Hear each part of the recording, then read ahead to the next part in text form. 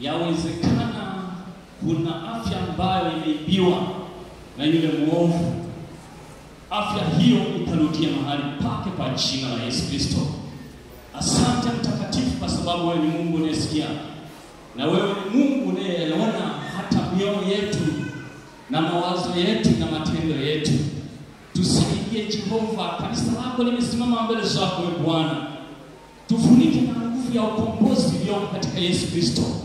Sana wakati huu Bwana, ukatufanye kuwa ulisi, Baba Mtakatifu, ukatufanye kuwa ulisi wako Bwana. Katika jina la Yesu Kristo, kila mmoja Bwana ukamhudumie sawa na hitaji lake. Katika jina la Yesu Kristo, nyumba yako ikafunika na nguvu ya ukombozi iliyo katika Yesu Kristo. Tuzungushie Bwana moto wa Roho Mtakatifu mbele na nyuma yetu.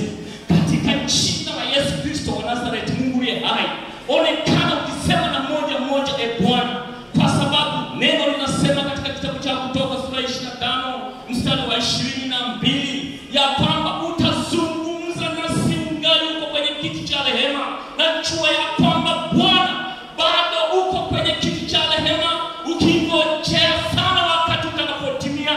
Kusanyiko lako Bwana tumesimama ili kwamba tukapata kupokea sasa na kuhitaji petu. Asante Kristo kwa sababu tumesema kwako, na wewe ni Mungu unayesikia na kuona. Naamini ya kwamba utamhudumia kila mmoja Bwana, utamtimizia kila mmoja Bwana sawa na kuhitaji kwake. Katika jina la Yesu Kristo, onekana katikati ya kundi lako Bwana, onekana katikati ya kusanyiko lako asubuhi ya leo, kwa sababu umekusudia kundi hili likapate kuyasikia maneno yako matakatifu. Asante Mungu wetu, asante Mtakatifu. Naamini ya kwamba utatenda. Sifa na utukufu utajitwalia wewe.